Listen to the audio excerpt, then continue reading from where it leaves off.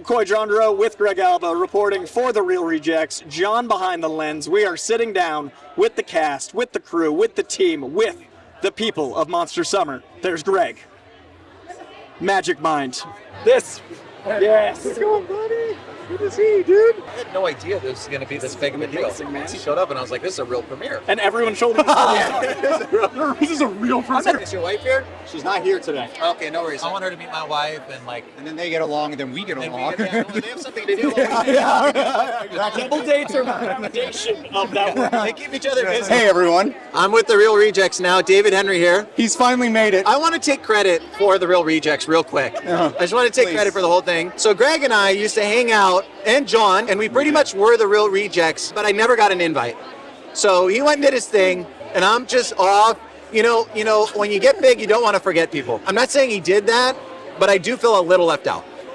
Well, you have Wizards back, so I figured I'll hit up David, and let's see if we can actually... David's relevant David's relevant again. He seems like he's trending, so let's call him. I'm seriously the biggest fan of what you guys do. You're killing it, all of you, John, your whole team, killing it. And I love to see everything. You're living the vision. I remember when we were young, David used to be obsessed when he started learning about directing. I remember this, just came to my mind right now. Yeah. There's some tutor would come over. Yeah. And you were like, the cowboy shot, Greg. The cowboy shot. Is there At the bottom of the holster. You're like, you're obsessed with the cowboy shot. Is there a cowboy shot in this movie? There's cowboys beyond belief. I know I said that like Donald Trump. There's beyond belief. There's cowboys everywhere. There's so many cowboys. shots. I saved the close-up for special moments. I feel like I might have said this publicly. I feel like I say this to people in private, and they're like, whatever. Him and his family. Is your parents here? Yes, they can't wait to see you. Jim and Linda are here. Is Lorenzo here? Yes. Lorenzo's here. They're all here. Greg's second They're all family. supporting it. They were like my second family growing up, and they really took care of me a lot. There has been this thing in my brain that's been like, I want David to come by one day so he could see we've made it. We're all really proud of you. My working mom, out. my dad, everyone is so proud of They you. really took care of me. This is about me. It's not about David.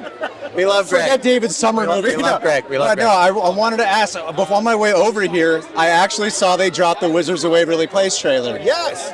Which is Today. beyond Waverly Place. Yes. And I was thinking, because it had a kind of a surprisingly mature tone in the trailer, with this reboot, and since you've had time to get creatively involved in it, what do you think is going to be different or perhaps better than the original series? It's a tough act to follow, right? I mean, people love that show. It's beloved. It's a tough act to follow. So how do you do it? And my goal from day one was like, make a show that will be a big warm hug to the original fans. So That's they'll nice. know that, okay, we took care of them. We see them. We love them. But at the same time, make it an invitation to show it to a whole new generation.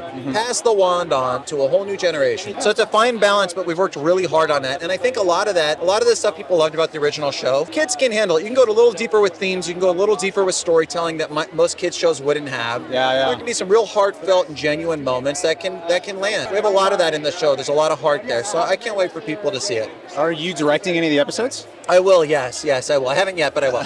Okay, that's awesome to hear. So I saw you on the George Janko podcast, and you were talking a lot about your faith. Is any of this aspects about your faith influenced inside of this movie? Absolutely. It's the air I breathe. It's what motivates me. So it's a part of everything that I do. But there's a quote that came to mind when I was reading this script, and that was, "Evil wins when good men do nothing."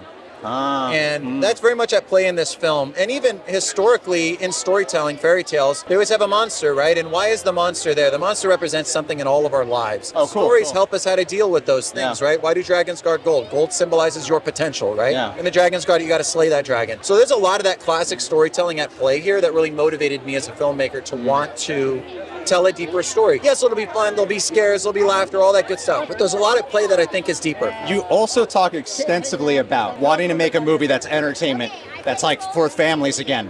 And this is like a family horror movie. You have children now. Yes. What is the horror movies you would show your kids? I would show them Goonies. Goonies would be the first one? Goonies. Although that's not, I wouldn't call it horror per se, but Okay. there's some scary stuff. There's some in that scary movie. stuff. There's scary- Peril. There's Yeah, Peril. Yeah. There's Peril in E.T. Yeah, E.T.'s a good call. There's some jump scares when they're in the cornfield, and like E.T.'s there. So you want the So- horror with a sense of wonder. Yes, exactly. Okay. Like, horror that's not just empty horror, like I just call it spooky family fare. Like stuff that's Yeah. not scarring. My North Star with this film was scare, not scarring. Oh, that's beautiful. Don't scar, scares fine, don't scar. That's beautiful. Yeah. Thanks, David. Thank you, David. He's going to I got one more. Thank you. Thanks, buddy. I had one more question I can get to Please, during our please. time sitting down. Yes. I have seen it Loved it. I should be thank you, so man. proud, man. Thank you very And much. assembling this cast, I have to know, you lived so much of this coming up. What was it like to kind of pass the baton and give advice? Like, was there anything that Method and Red told you that you bestowed onto them? I didn't go to film school, so I never went to film school. But I got into the business by making little movies at home as a kid, and people would see those and say, "Oh, you should try to be an actor." But I really got a high off being a filmmaker in those little skits and sketches that I would do. You know, I've been doing this now for 26 years or whatever, and you learn a lot working with different directors. So I just always paid attention. I always asked questions, and especially as an actor too, you learn a lot about what acting is and how that works with the director and just their relation. So I saw a lot of the good, the bad, and the ugly, and I just seek to bring those strengths to the table and then hire my weaknesses. So I'm very aware of where I didn't have a technical formation, so I hire that skill set and try to work with wise people. But yeah, it's been a blessing. This project has been a really, really good time for me. My favorite memories as a kid are me and my dad in a movie theater with a bunch of crunch, popcorn, soda, and that was our routine. And he would always surprise me. He'd pick me up and be like, "Hey, I'm gonna take you to a movie." Out of the blue, I'd be like, "Yeah." So when I finished this script for the first time, I literally said, this can be kind of my love letter to my childhood for a whole new generation, and hopefully a movie where parents and kids can get together and make memories. It definitely has a vibe of nostalgia, but for a new generation. And it's interesting hitting an age where 97 is somehow nostalgic, and that's haunting in itself. Like, that's the horror movie to me, is that element. But I love that it felt like a love letter specifically to Spielberg in so many ways. And I caught Hook, I caught the Reese's Pieces, Jaws. I caught a few. Yeah, Jaws was like a prevalent. Was that something that when you were assembling this whole ideal, you wanted that to be a theme throughout? Oh, absolutely, yeah. The way Spielberg captures his vibe, his tone, is just like how I think, probably because I grew up on his movies, so that's just like how I see life. And especially the way he tells kid-forward stories or stories from a kid's perspective is that's how I look at life. I feel like a kid, and I look at life like a kid. Yeah. And so getting to direct a movie where you have a kid lead, and specifically studying how Spielberg would make a kid's perspective real, that was on the forefront of my mind the whole way. Just trying to make the movie feel like it was Noah's point of view, a little bit like that. Spielberg's done that better than anyone. So, just trying to drift on that a little bit in our own way. And I feel like these kids are so grounded and real, and that's what you get out of Spielberg. You find those performances where these supernatural elements can rest on the kids feeling grounded. With these kids, how did you cast? What were you looking for? What were these anchors you were going for with this specific team? Yeah, it was very much in line with the question you just asked and what you pointed out about the supernatural resting nicely on the performance of a kid, because Mason Thames really steals the show. He has that wonderful subtlety that comes across so powerful on camera. And he held his own against Mel Gibson. I was really, really proud of how he did that. That's not an easy thing to do. Mel's a powerful force. Yeah. And Mason held his own. And Mason has that subtle movie star strength that even when it's different when you're sitting in person versus on camera. Like, it just, the camera, all the subtle things he's doing are hard to pick up in person, but when you see it on camera, it just comes to life. Yeah. And you can't teach that. He's got that little quality in him, that sparkle in him. When I found out that right after our film, he was cast as Hiccup in the new How to Train Your Dragon franchise, I go, yeah, of course. Yeah. He's exactly right. He has that just wonderful inner strength that the camera loves. And he's perfect for Hiccup. So yeah, I couldn't be more proud of him. And his presence, I mean, he just reads as an old soul. It reminds me of Heath Ledger in like Two Hands and 10 Things and like. Dude, I almost literally just said that before you. I was like, he's a little Heath Ledger. He really is. He is a little Heath Ledger. There's so much weight in those eyes, and there's a scene that I specifically love between him and Mel where it's dealing with a very intense subject matter where he has to be able to keep up with intensity and weight, and that soulfulness has to come out. But for you as a director, what was it like to direct that much energy, emotion? Like, that must have been so draining emotionally, and to rap and deal with that. Like, what was it like to direct Mel, and specifically those highly emotional scenes? Yeah, those highly emotional scenes, I've acted with Oscar-nominated and winning actors in some of those moments, and I know how stressed they can be in those moments. And so I've seen directors do it right and do it wrong in those moments. In those moments, you kind of got to get out of their way. Sure. And so for me, I very much was like, I'm gonna limit camera movement in the moments where there's something big for someone like Mel, especially in an emotional moment where he's got to maybe get a little misty-eyed. So for me, I limited the camera movements like drastically and kind of let the blocking still the show. Like, just block it right, get the intention across in blocking, and try not to let the camera get too much in the way. Like, let them steal the show. So I was very minimal in the scenes with them. I just did maybe a little push in. I had the camera on a slider, and just a little moment where the actor wasn't even aware of it. I'd just be on the mic in Video Village going, push, and just a little subtle thing, and that was it. You know, I didn't really, I stayed out of their way so I could let them do what they do best. And that's casting. Like when you know your cast is that strong, and they're absolutely powerhouses in this. I also love that there's that Goonies vibe of kids on bikes, that freedom. And Martha's Vineyard. I'm a kid from Boston, grew up in the '90s. This was a love letter to my literal childhood. Oh, that's so awesome. watching this, I was like, oh, that's a house I passed. Like, and I love that spirit, and I love that you were able to shoot some like North Carolina for New England, because I love that they parallel each other in their sensibilities. What was the idea of using that specific setting beyond the Jaws love? But like, why did that feel like nostalgia for you for the movies you loved? You know, I'm a big fan of Norman Rockwell, and I just love his aesthetic. His optimism that he captures in his work, I think I just vibe with, right?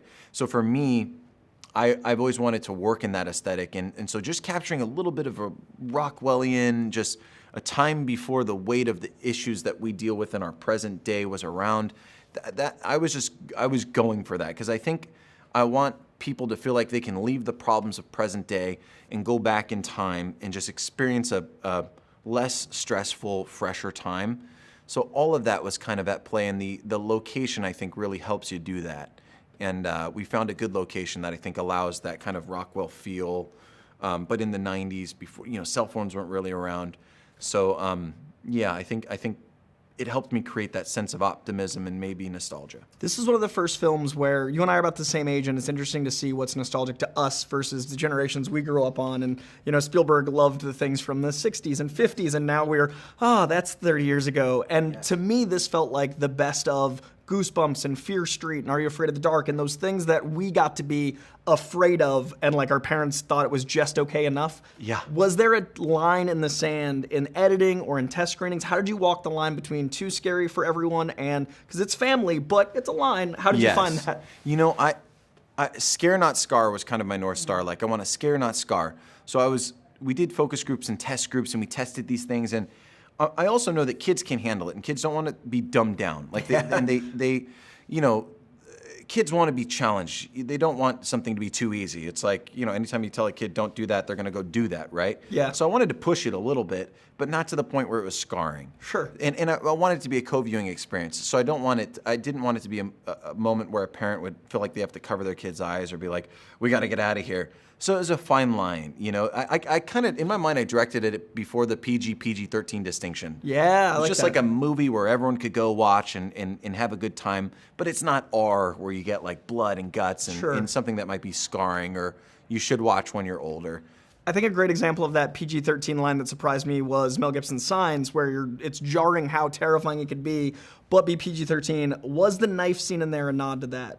Oh, 100%. Okay, because I was like, he's in the next scene. There's got to be like, this has to be intentional. The whole time I was like, there's no way this is a happy accident. Oh, yeah, 100%. All of that is, yes, nods to our things we loved. So now that you've done this, and I know your directing style is, I like that it's unique to you, and you have something where you can homage but still make it your own. Is there another aesthetic or vibe or love letter to something that you want to play in next? Is there another goal now that you've done this? You know, that's a great question. You know, I would love to move a little more in an Edgar Wright direction. Okay. Where Edgar Wright, I call Spielberg on steroids or on speed. Like, because if you slow down his camera movements, it's very Spielberg-y, like the stuff that he does with his camera.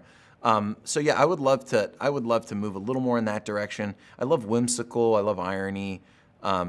So yeah, I'd like to move a little more in the comedy direction, but still I love things that can entertain and elevate. So I love powerful, strong themes. Like, I love the theme, Evil Only Wins, when good men do nothing. And to me, that's what this story was about, and that's what got me motivated and what I fought for. So as long as you have strong themes, I would love to move it into more Edgar Wright aesthetic, though. But now, there's a unique opportunity here since you grew up in the industry as it evolved and changed. You're working with actors that are now newly in this evolving industry. What do you think is going to be their 1997 thing? What is the 10 years ago thing that is prevalent enough that if Monster Summer 2 came out in 30 years, what's their Goonies? that's a great question, man. It's so different nowadays, you know? It's And so rapid. different. It's rapid, and they don't, technology's interlaced with everything, so they have such a different experience. I don't know, man. Because as soon as I saw the stripes on the Mason shirt, I was like, I get the setting. And as soon as I saw the bikes, I got the tone. And I can't figure out what 2010's version of that is. Yeah, I mean, we're gonna,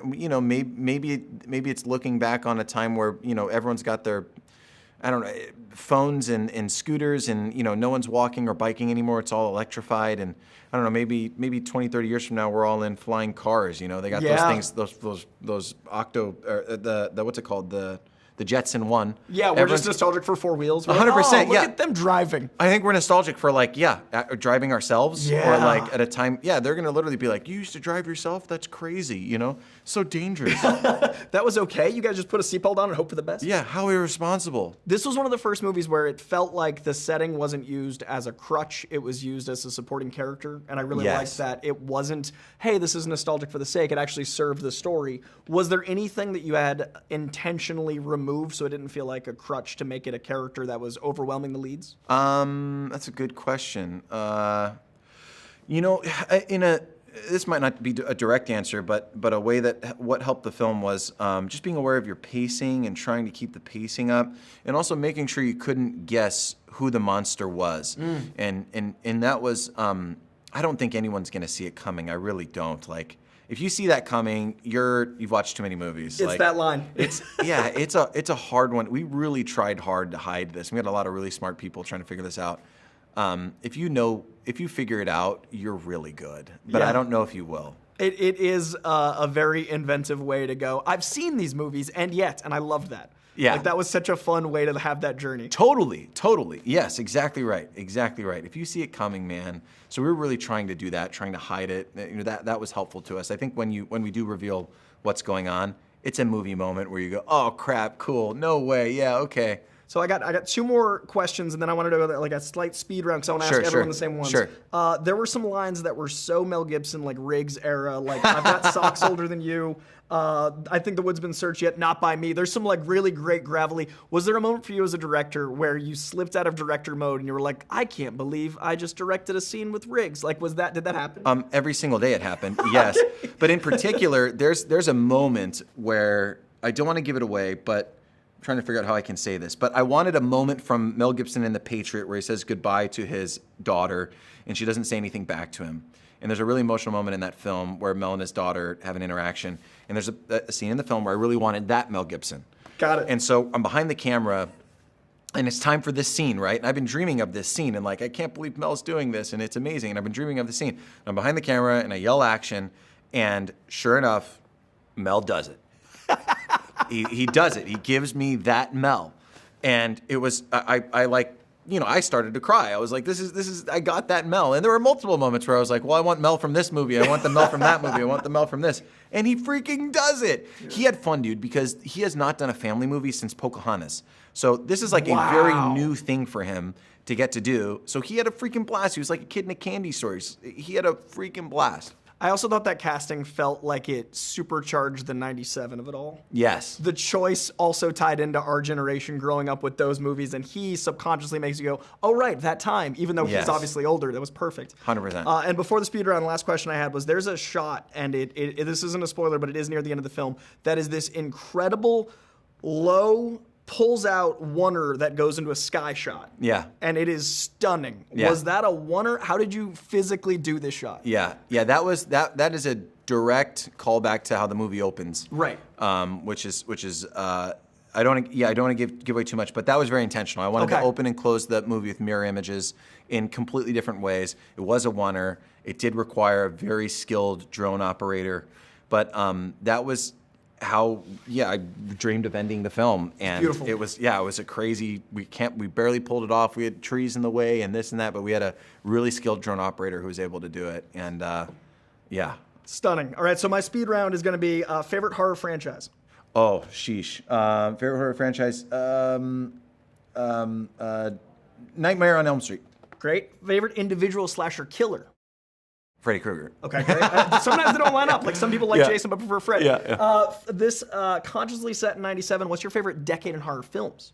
Oh, sheesh. 80s. Beautiful. And lastly, if you could join the cast of one classic horror franchise, what would it be? Oh, Scream. Oh, 100%. We talked a lot about pop culture and those influences, but what myths and folklore did you rediscover and have a different sense of after making this film that were recontextualized for you? Oh, that's interesting. That's a really deep question. I read a lot, and a lot of Joseph Campbell, comparative mythology. When I read stuff from him, I look back on a movie and I go, okay, we're in that spirit, we're doing a lot of that. That's at play here. The Classic hero's journey, storytelling, that hero's talk about- journey, what things symbolize and represent in films, knowing that all of that matters and that it should be intentional. There's a lot of that here. Yeah, we don't have a $200 million Marvel budget, Sure. but we made it work. And there's a Absolutely. lot of thought put into it that hopefully people will like. I didn't realize the budget until the writer mentioned it. Neil mentioned it, and I was like, that is insane. You accomplished a lot. Thank you, man. It is quite the experience. I can't wait for them to see it. Thank you, brother. Thank you. Good to see you again. I'm stoked for you guys to see it. My parents would love to see both of you. My mom and dad, they're around here. They'd love to see you. Okay, we're gonna leave. Okay, bye. Dude, good to see you. So good to see you. I know. You like 2 whole movies since Oh then. my God, I love you guys. I watch you guys like all the time. That's so cool. We met at Black Phone, and he's like, Real Rejects, and I was like, I'm here for you. This gentleman right here, I said with the Black Phone last year, had that old soul of Heath Ledger, and I don't say that lightly. That's the biggest compliment. It truly, it's shown here in this amazing scene with Mel Gibson that I don't want to get everything away for. I knew that moment was going to happen because the whole movie crescendos. Yeah. Working in that scene with Mel, there's a scene where there's a story he tells. Yeah. What was it like for you to be opposite a legend like Great that? question. Watching him, especially in that scene, like watching him work, it's the little things he does with like a lip quiver and like an eye thing. He's so incredible what he does in his craft. It was such an honor to share the screen with him and even meet him. So yeah, no, that scene itself was, I think, my favorite. With this movie, you work with Yeah. an actor turned director who's lived through being a young actor. Yeah, of but you've course. also worked with like Scott Derrickson, who I love dearly. Very Same, different directing yeah. styles. Yeah, what did yeah. you learn most from working on this movie as compared to what you've done so far before? It's such a big change from Black Phone, which is it's a nice pace change. David is, since he was an actor, he really knows how to talk to an actor, really knows how to make them feel safe. I mean, so does Scott, but Yeah. it's nice. David is probably like one of the nicest people I've ever met in my life. So, That's what people keep saying. We're trying to No, get he really- they grew up together. We're trying to get the other side. That's so cool. No, literally, like I could try to find something bad on David, and I couldn't. Squeaky clean, this guy. Next time we sit down, we'll talk How to Train Your Dragon, because I can't wait. But congrats Oh, on everything, thank you man. so I'm much. so excited for you. Yeah, and thank this you is so much, amazing. man. Congrats. Thank you. Let's talk. What up, man? Let's talk about life. Life? What do you want to know? Anything. Let's Okay. start with this movie set in 97. Yes. What was your favorite thing about the late 90s that you think informed the spirit of this film? Greg Alba. Greg Alba? Yes. These are my 2 favorite. You don't understand. Are you serious? Yeah, they're my childhood friends. Oh, no way. Yeah, we went to school together. How crazy? Oh, I didn't know. That's amazing. How crazy is this autofocus? Is it something I can handle? How you guys been? We've been good. Better now. Yeah. Okay, good. Yeah. I came here because of you guys, actually. Your brother was Really? a waste of time, but this I know. is something. I came here because I heard the star of This Is the Year was going to be here. I know. I mean, I didn't want to get the paparazzi all crazy, so we didn't say anything. We kept it under the wrap. My favorite little bro in the Agents of S.H.I.E.L.D. universe. What do you have to say about that? Too soon. Too soon. Yeah, I mean, me and Gabe, we would have done another season. I gotta ask him a real question. All right, you ask him the real question. I I'll am come on up with a season fake 5 question. of Fear the Walking Dead. Oh, man. I just Oh, got man. there. What do you think? I actually I'm a big fan of the Walking Dead universe. okay. Your character, not your acting, your character Okay, you hated him. pissed me off so Me much. too. It Me was too. so hard to deal with. I- Do you ever look back on that moment? I'm like, wow, what is the Okay. your emotional response to that? So season 1, I really like season 1. That Yeah. was my favorite season. I thought from a cinematic standpoint, I thought that was the strongest season. Sorry, seasons 5 through whatever. Season 2, like I, as we got episodes in, they started going in a way different direction that I was not aware of or prepared for. Fascinating. And because I thought me and Cliff, the dad, Yeah. we were going to be like badass heroes. Yeah. And then they went this different direction. As the episodes I was reading them, at first I was like, okay, this kind of sucks. I see where this is going. But then Cliff, he's an amazing actor. He said, enjoy it. So he was actually coaching me when I was doing my lines. No way. Yeah. The scenes where I like popped that one kid in the barn with the chickens. Yeah. Cliff was literally behind camera like this, and he goes, No way. he goes, so then I was like, he told me, turn crumbles into cookies, because I wasn't like the biggest name in the show. Sure. But he's like, that's what made my career. At that point, I started embracing like this like crazy villainous character, and they did what they did. It's shocking because he's like one of the nicest guys you'll ever meet, and then he turns into like a full psychopath in the show. Well, We all knew you had it in you. But it sounds like that weird experience where you ended up actually having fun in the tail end of it. dude, so much fun. I mean, Cliff was there at my very last episode when I like toppled over in the car. Do you believe Chris is actually dead? He's not dead? There we go. That's what I was waiting for. We You heard it here. didn't see it happen. We just heard it counted. Through a memory. Yeah, Through it's a memory. It's just a flat. It's someone recounting a story, but they didn't see it. 100%. He's Yeah. not dead. Yeah, He's out there. exactly. Chris is coming back. And me and Greg have a pitch for the next season. Yeah, he's just a psychopath murderer. That's all we're gonna do. Done. It's a new Murder Chris the story. Walking Dead. Murder the I love Walking it. Dead. You have a family now. I do. I got the 5th one on the way. The 5th one. Fifth family on the way. You said the 5th one. I got the 5th one on the way. Congrats. We're looking into sprinter bands. Oh my So, God. Yeah, little David is our 5th one. You're Little making me Dave- sweat. Yeah. How old's your oldest? He's 8 next month. You have an 8-year-old? I know. Are you guys going to form a family band? Absolutely. We're going to be like the Sound of Music. Lorenzo and the Henries. I would love for you to come over sometime. I genuinely Would want to you hang out. actually come over? 100%. This isn't because there's a camera pointed at you right now. You would actually come over. Well, I can't say where do you live, but I would actually go over I to will your give house. my address if that means you come over. On air. On air. Only- Because this is live TV, Lorenzo. love it. Yeah. Bleep that out. I love it. No, that I absolutely. I would love to have you count guys me in, over. Greg. I miss you guys so much. We made the weirdest short films growing up. Yeah. And played the weirdest games. Played the weirdest games and the weirdest short films. And It was Halo. Do you remember my so. dad? Do you remember my dad through the Xbox? You were playing so much Halo. He took the Halo disc. And snapped it He crushed it in front of us. because he's so muscular. He was very muscular. He just crushed it. He still is muscular. It was one of the most shocking things I've ever witnessed. No. So my dad crushed the disc, and then we had another disc, of course. Yeah, of course, right back. And then we started playing. It's like 3 a.m. He's like, "You little freaking crap!" And then he takes the Xbox, and we lived on a hill, and he chucks the Xbox down the hill. That's so funny. It's still out there. Yeah. Just the Xbox poster. Yeah. Did you know we were going to be here? Absolutely not. Yes. So I was like, I don't think he got a heads up that we were Lorenzo coming. Henrie reacts. 'Cause I was texting David. My night is made. This would be good though. Like I feel like family accessible horror that isn't solely for young children is like underserved. So 100%. Stuff that we grew up on that was fun, that was entertaining. It was safe. it's still a little bit spooky for reals, but not too much. For real spooky, there's a little jump scare in it. If your kid is like 7 years old, I would say, hey, tranquilo, like caution. But Nice. no, it's PG-13. It has a little bit of a scary element, but it's super fun. It's a great fun film for the family, and it's entertaining. Mel's never done a kids film. Here's my mom. Hey, Okay. you gotta go. It's good to see you, dude. Seriously, thanks for chatting. We'll catch up in a minute. You look so amazing. You look so Oh, Mom, Johnson. Oh my God! I know. here. That's how it goes now. How are you? Hey, man. Coy. Boy? Like boy of the sea. Oh, shit, so I can... You get your own. That way you don't have to do this Whoa. action. Yeah, I wanted to Okay. set you up. Now, Wow. you've played a character that actually has a legacy as it moves through the franchise with Riggs. I love that the injuries actually affect him, and I love that Max, like the knee, that affects everyone going forward. Sure. What do you want your legacy of career to be looking back, going through a role like this, playing a weathered cop again? How do you want people to perceive the whole arc? All right, I think, I put the leg in legacy, There. especially with a limp, But what do I want my legacy to be? My God. Just a little questions. I'm being buried next week, and that's why he asked me this. He had all the sexiest man alive questions. I'm going the other way. I'm going to be buried alive. You know what? You know what I'd be doing if after I... Well, never mind. I won't even say that. You've got this amazing scene talking about a very intentional moment remembering your wife in the film that is really powerful with Mason, and his performance reminded me a lot of a young Heath Ledger, and I love how much soul's in his eyes, and it reminded me of Heath in The Patriot. What was the first moment of connection between the two of you where you knew this kid was something special? Just when I met him. Yeah.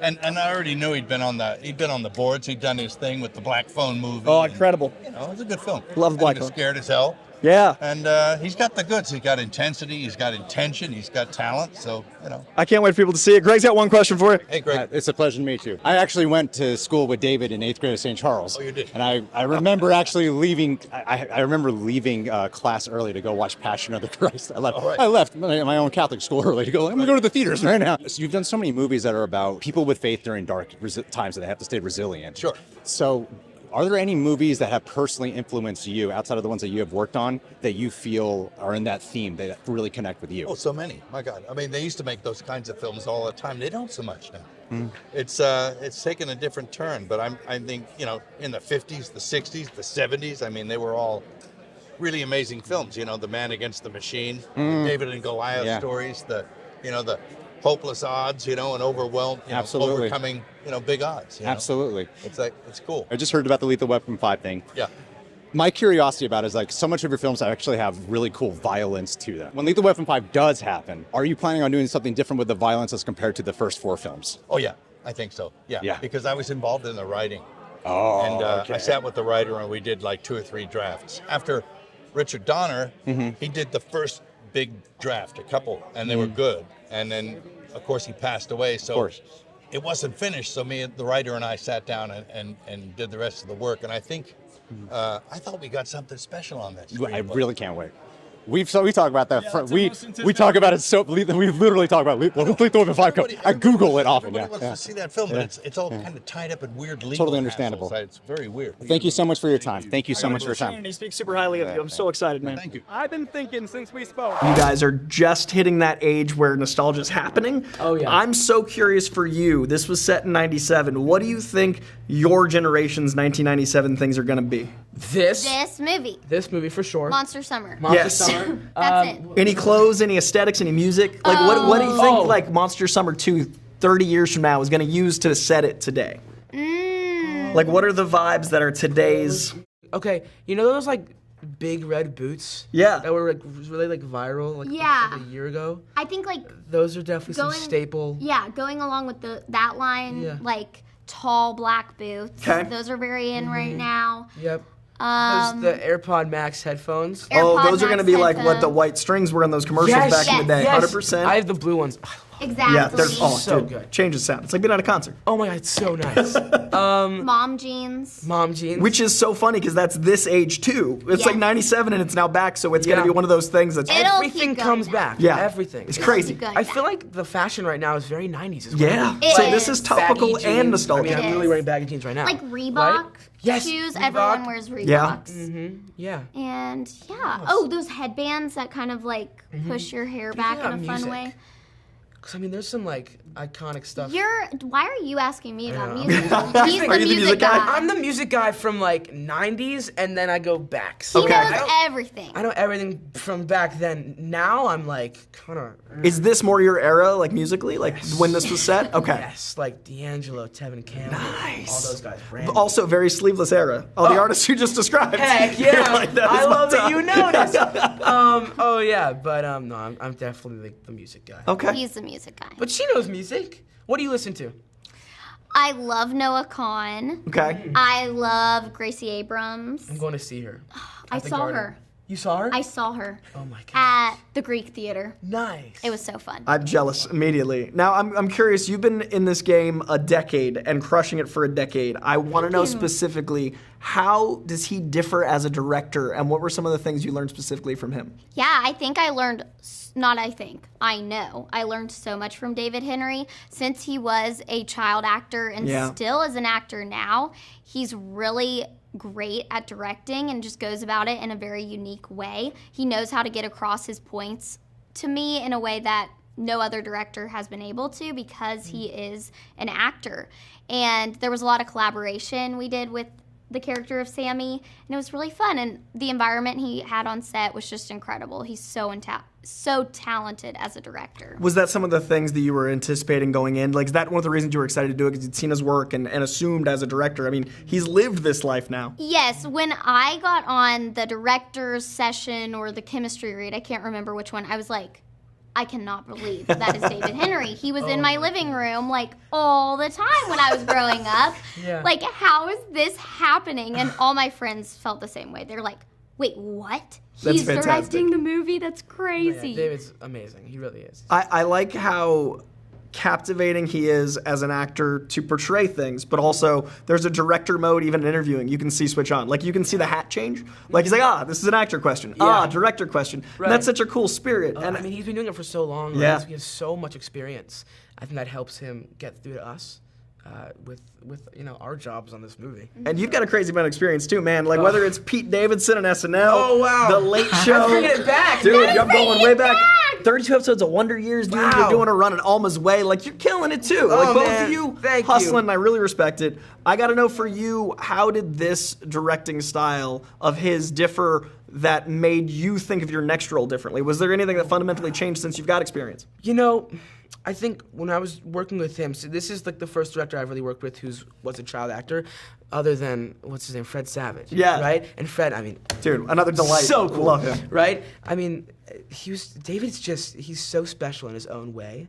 He really got through to us. I think there are many things I'm going to use in the future. Like he would kind of, since he knows like the actor life, and like sometimes, like you kind of like want to improv in a scene, right? You want to like say something else than what's really written on like the script because it feels supernatural. And he was super open to that, which I love, which I think a lot of actors are really into, because it's like when you can be like kind of into it and really get into this character.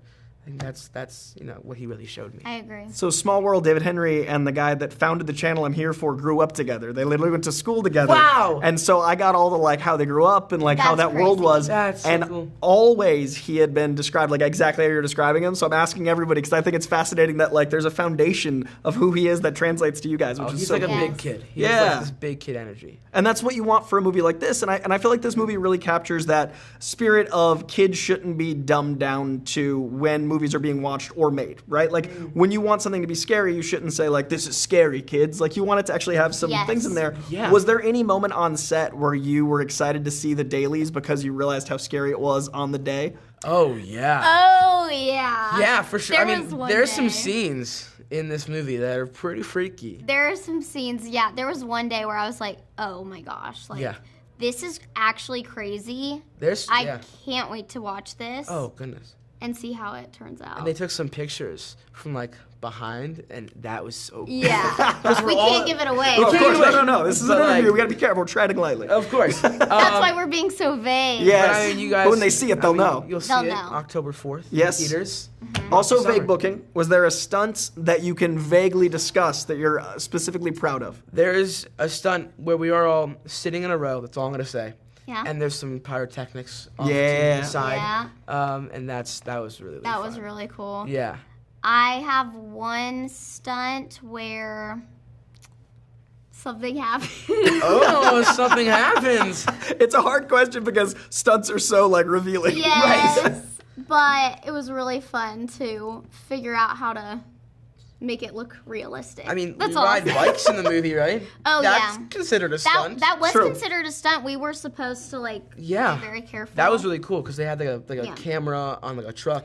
that And was going, yeah. trying to figure out how to bike at the exact right pace to keep up with the camera was so hard. So much harder than it looks because you also track the camera with your eyes. So then Yep, you're like so, looking, you're like, and you like break the fourth wall. Yes. Yep. And we were supposed to be like talking to each other and looking at. I kept messing it up.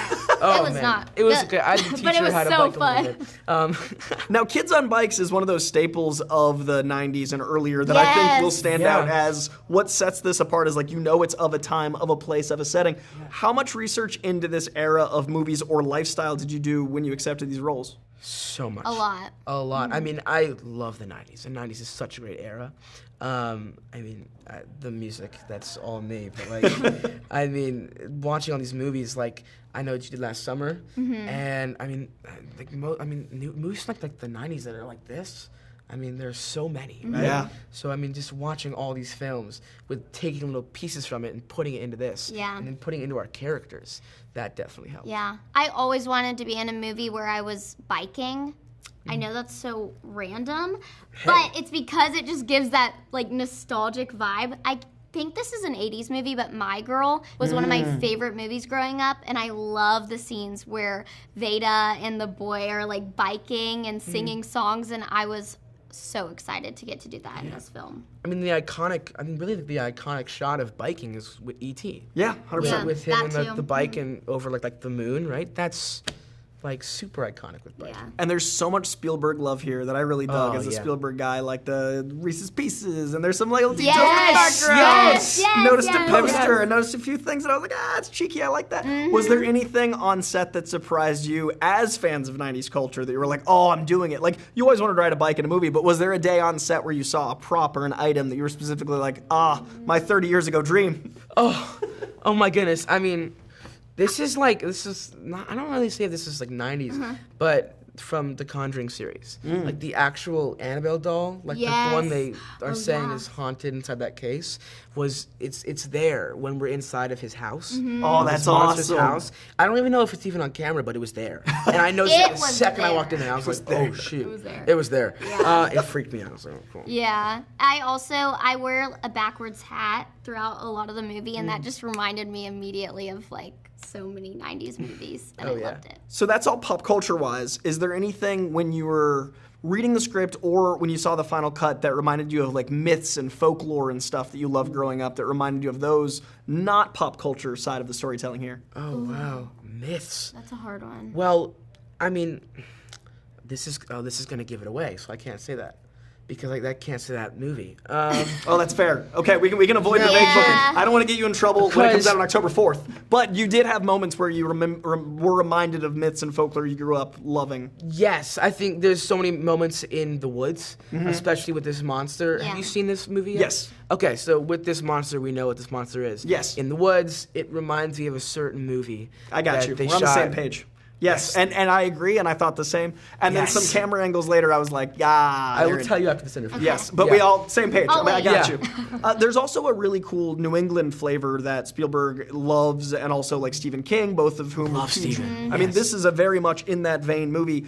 Is there anything when you guys were filming? I know there was some stuff North Carolina for New England and all those things, but this felt so iconically of that world. Did you guys feel like transported physically as well as through time when you were working on this? Yeah, for 1,000%. We were filming in North Carolina on a coastal town called Southport, North Carolina, and it was just the cutest town ever. But I literally felt like I was in It feels Martha's pretty isolated. Vineyard. Yeah. Yeah. Yeah, it feels like there's not really that many people in this town, so it felt pretty like We saw compact. the same people like every day when we were at the coffee shop and the same restaurants Yeah. over and over again. And it was like during COVID, so we could only really hang out with each other. Wow. So we were completely transported into the world and kind of like isolated Yeah. for the amount of time that we were filming. That probably helped. I mean, It helped so much. I love that you mentioned Stephen King.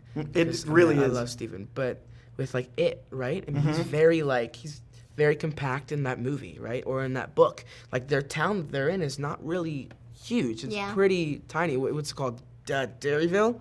Dairy. Derry. I think just Dairy. Yeah, Derry. Yeah. But I mean, that kind of reminded me Now, of that. I want to speed round you guys as they wrap me up. So I got 6 questions, and the quickest you can think of the answers. Got it. So, who amongst the cast is the most like their character in real life?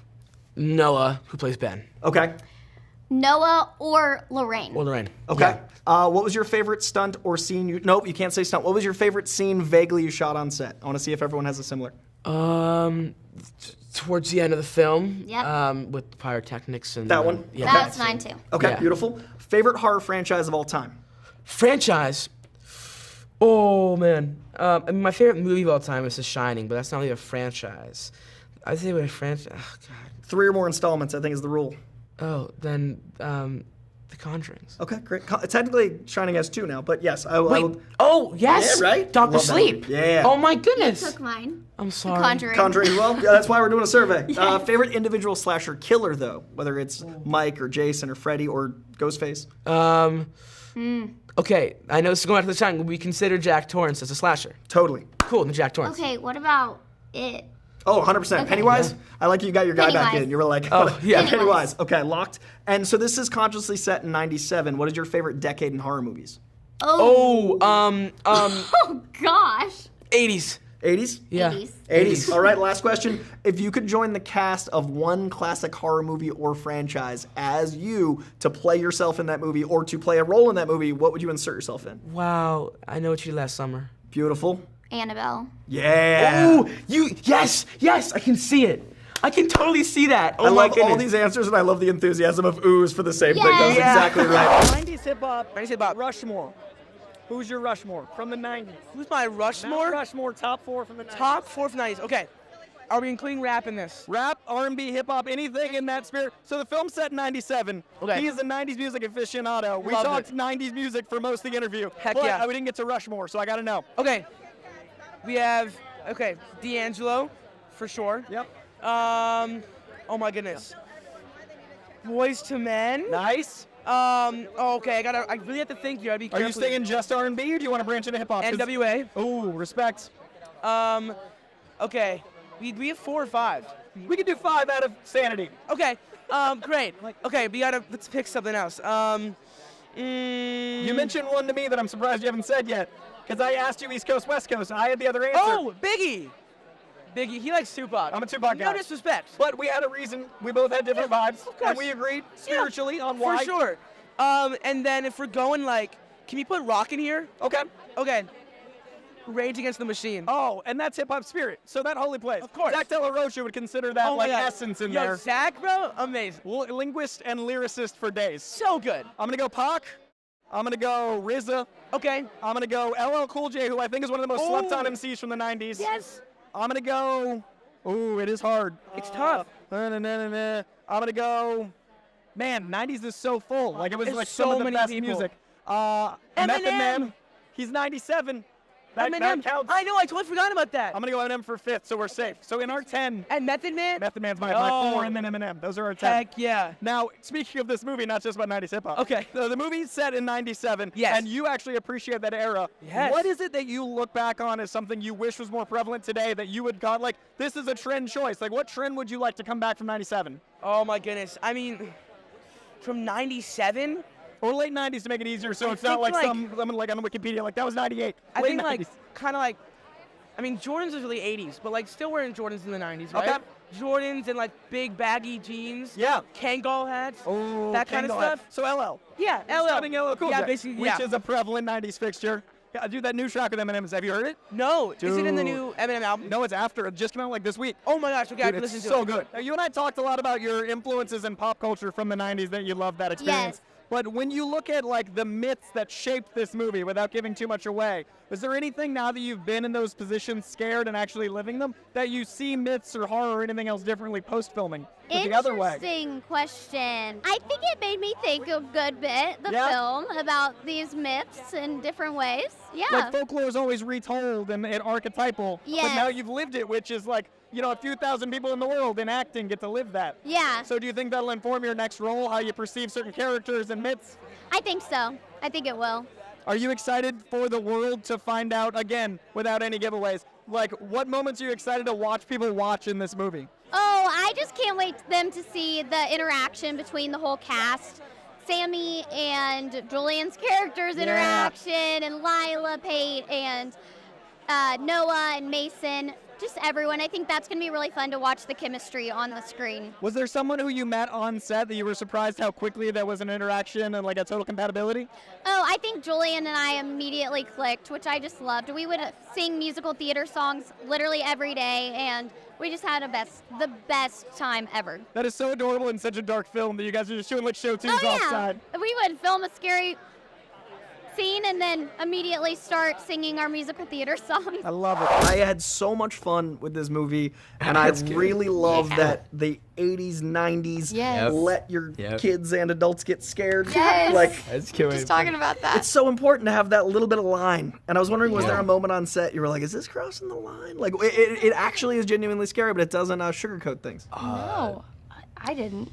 I don't think so. I think we were able to perfectly balance between having these insane, spooky, mysterious things happening, but also keeping the the family aspect of it, the friendship part of it. Yeah. I think that's what makes the movie so great is that there's a balance between it. It's who comes together during these times. Right. And I think those moments when you're young are so important.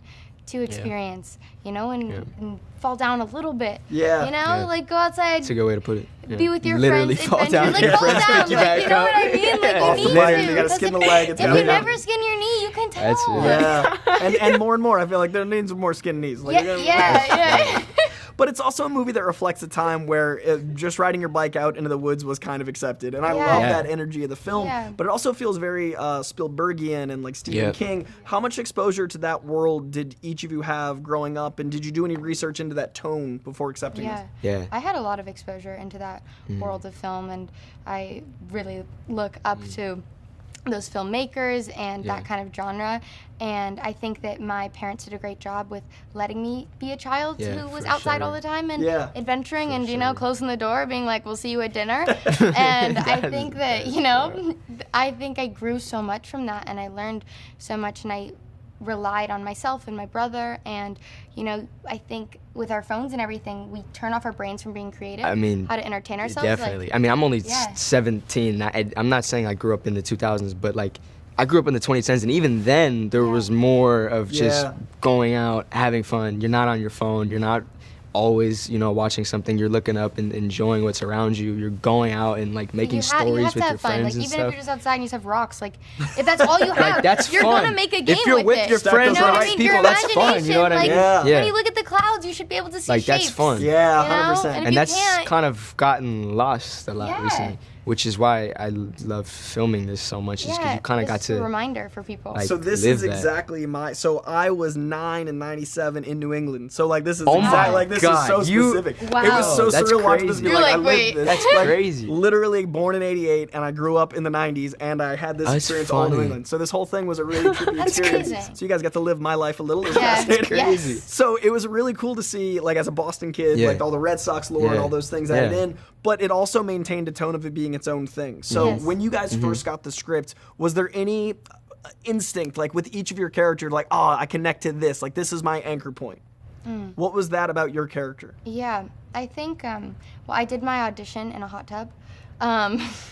So I was like going underwater, pretending I was being pulled up. I was like, whoa! Amazing. Like splashing. It's all wet everywhere. Yeah, it was crazy. It's like on an iPhone, my dad holding it up, and I'm like, help Your me. anchor is actual danger. Yeah, You're like, my I should anchor, put myself in. my anchor was like, how close can I get to really making this? funny. Yeah, I think that trying to find the reality in it, because when I got that audition, I mean, it's incredible, and I wanted to do it. I was like, how am I gonna audition this without water? You know, for the scene I got, I was like, I'm gonna look for it, like if I go out of frame That's and come back amazing. up. So I think Found that water. helped me. Yeah, That's a good found point. water. I mean, reading like the description and everything about the movie, when I first read it, I immediately was like, oh, this looks like genuine fun, like hanging out with your friends, Yeah. and just going through these insane, spooky adventures and like these you know, spooky obstacles and stuff.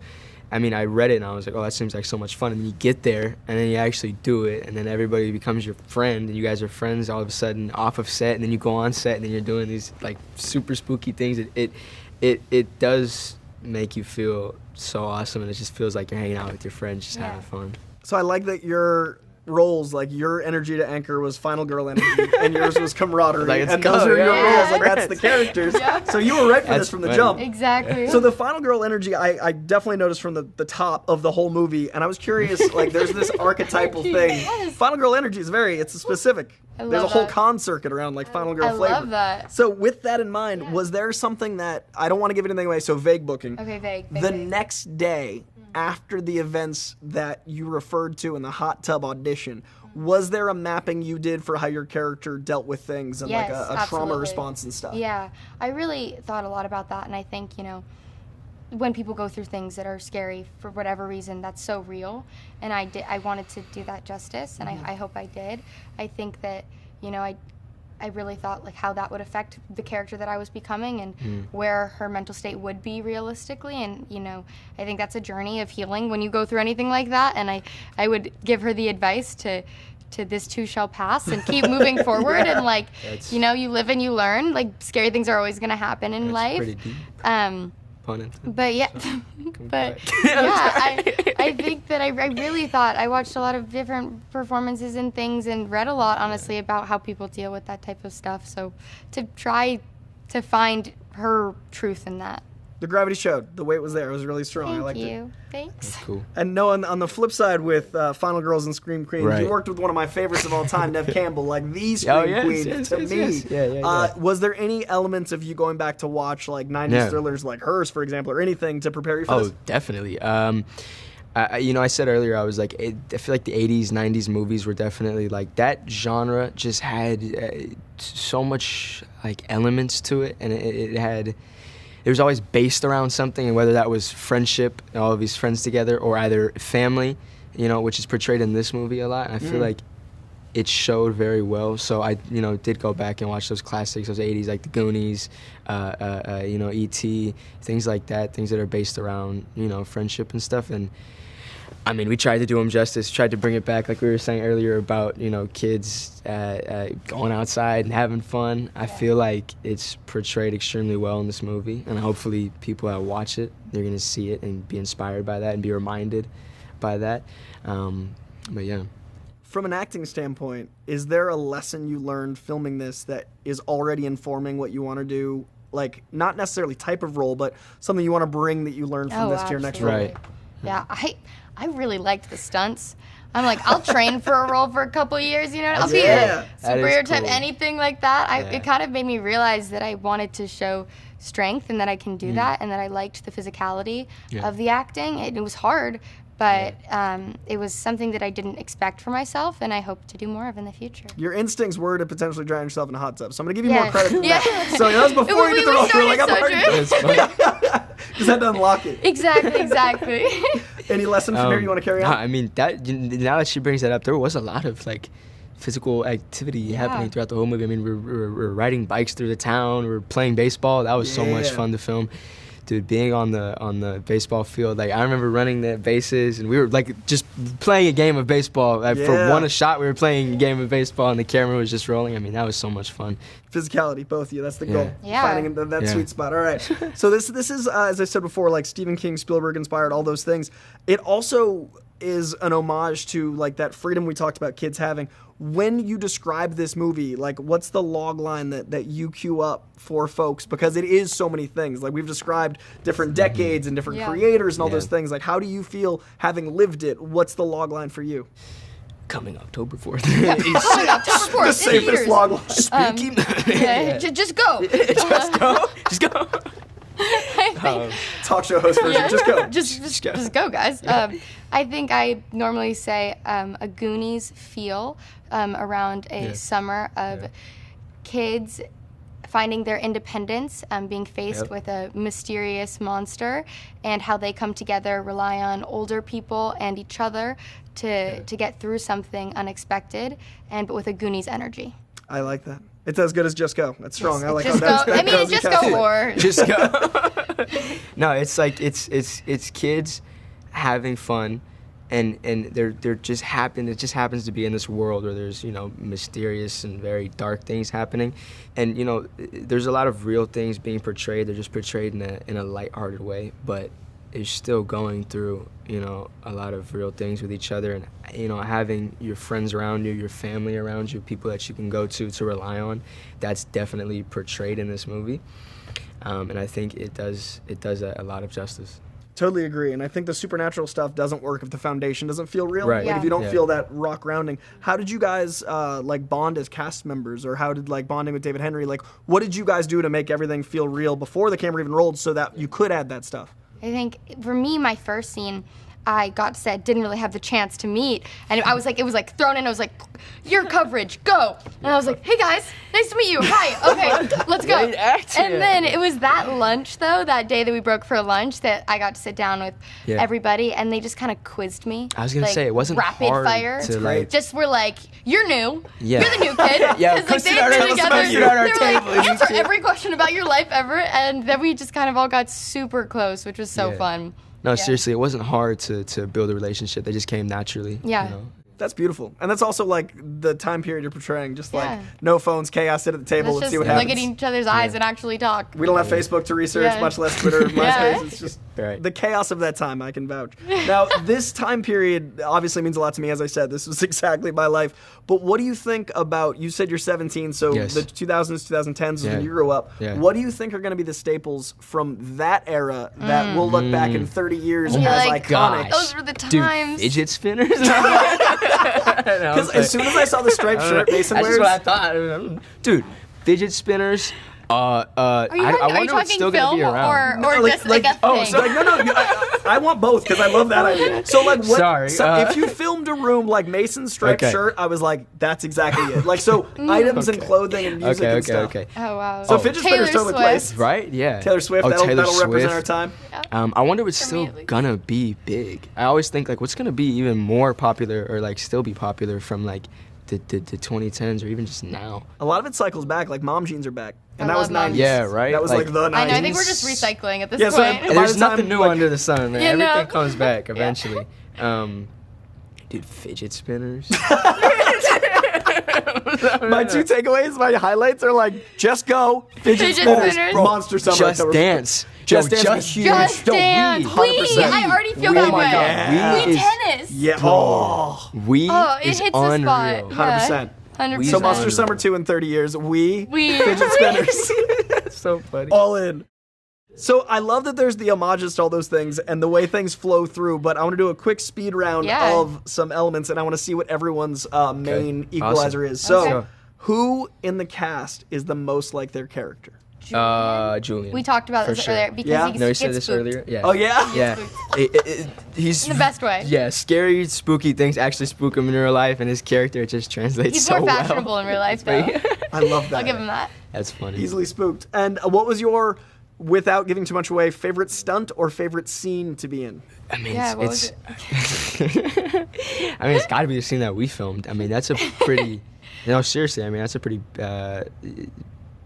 pivotal point Yeah. in the movie. And intense, like that shooting And that it's looks pretty intense, and it was intense It to was, film. yeah. It was a lot of fun to film, though. Also, a lot of stunts were involved, freezing cold water. Watching you his know, stunt, stuff honestly. like that.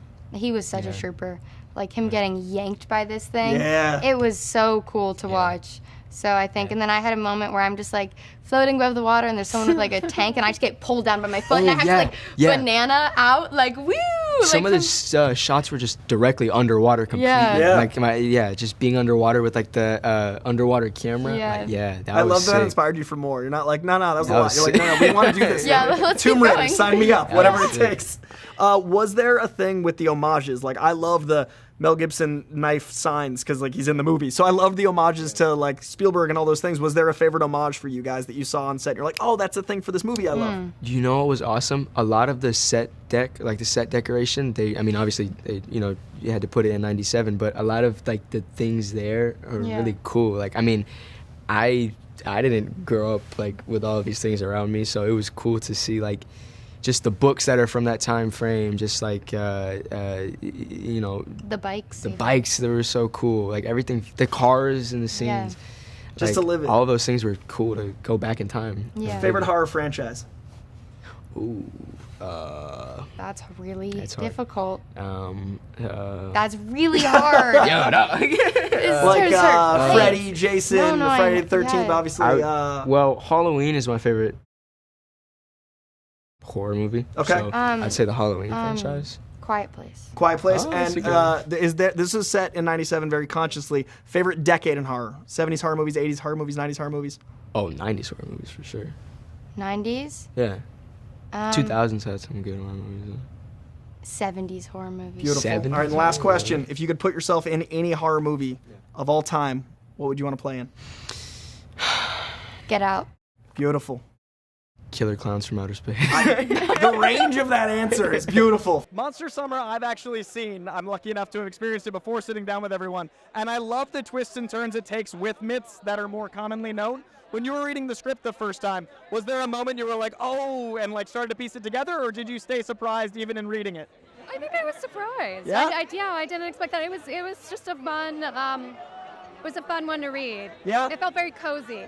Now, the way this movie plays is very cozy in that ambient sense of wonder and that like 80s and 90s nostalgia. Were there any inspirations from films that you wanted to bring to your character so you were like channeling that era and aura? No, I mean, I think like I was trying to channel my mom, who was a single mother, and I was thinking about that stuff in like our relationship, but no, not outside of that. You definitely captured it as personal experience. I was born in '88, so I was 9 in New England when this was all set. Okay. So this was very specific to my experience, and my mom was only 16 when she had me. So oh my gosh. all of that felt very true to me as far as my experience. So was there a moment when you realized you had fully like bonded maternally to get that energy on screen? Did you guys do anything off set to like kind of connect, or what did you do to prep? No, I mean, we didn't have a chance to. Like, I think I got there right before we started shooting. So, but we spent time hanging out on set, and Mason's amazing, and so intuitive, that kid. Yeah, he's so good. The old soul in that kid's eyes is crazy. Yes. We are standing/sitting down with the writer of Monster Summer, and we had a great talk behind the scenes. We did. I was so excited to discover not only are you a New England man, but this was a love letter to growing up in New England.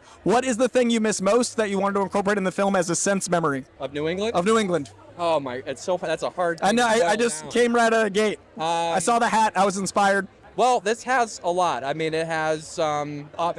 To my own childhood growing up in New England, it's friendship. It's the Boston Red Sox. The Boston Red Sox.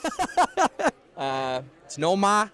Noma, kid. No, it's being outdoors.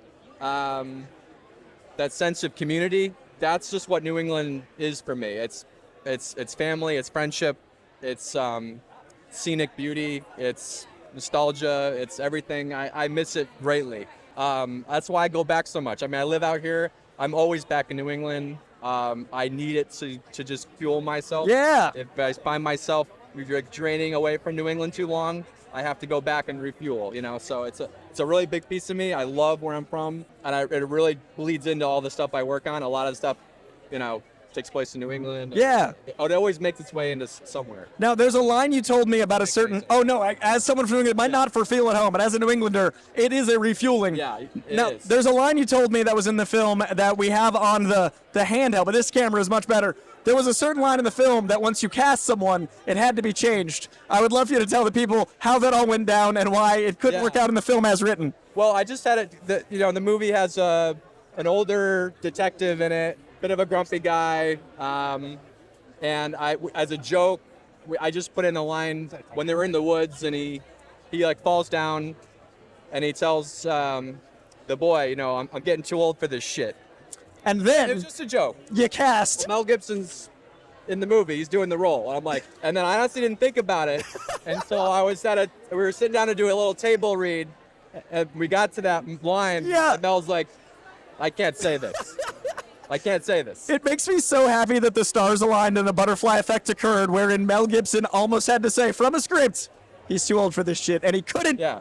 And I would have probably took it out before, I forgot about it, because I put it as a joke. Yeah. And I didn't realize, the guy that'd be in the movie would be there saying, so yeah, but it was fine. That makes me so happy. We took it out. Lethal Weapon 5, Monster Summer. Now, Greg, who founded the channel. I actually grew up with David when I was oh, no way. 13 years old. Really? Till that's how I got here. It was because of that funny. For several years. And it's been a long time since I made a crappy short film with David that he doesn't remember. So what was he like as a director for this feature film? Was he ever like a hard ass? This is the kind of questions I'm going to ask.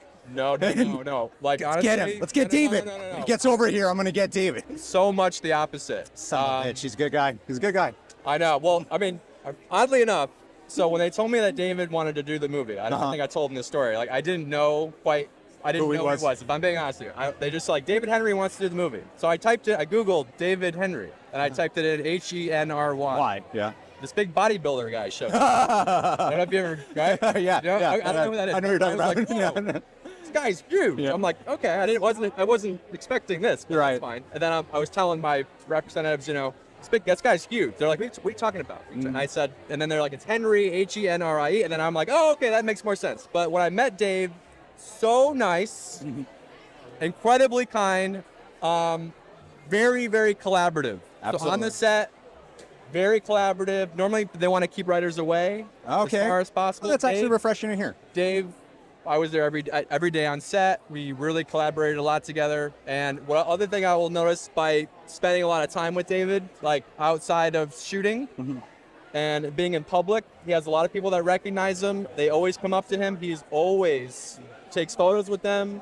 Always is kind and respectful and gives time to his fans. Yes, he does. That's the kind of stuff I notice about different people, and it made me realize like what a really good person he is. That's awesome.